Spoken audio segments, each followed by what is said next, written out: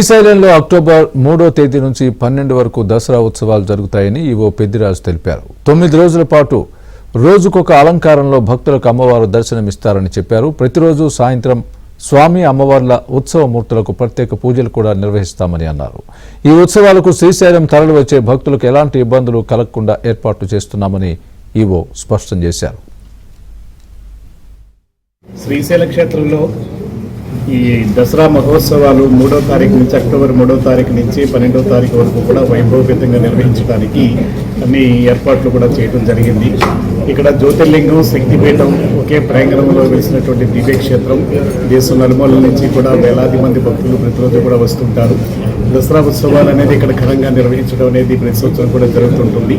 దీనిలో భాగంగానే 3వ తారీఖున ఈ అమ్మవారి యాగశాల ప్రవేశంతో ఉత్సవాలు అవి ప్రారంభమవుతాయి.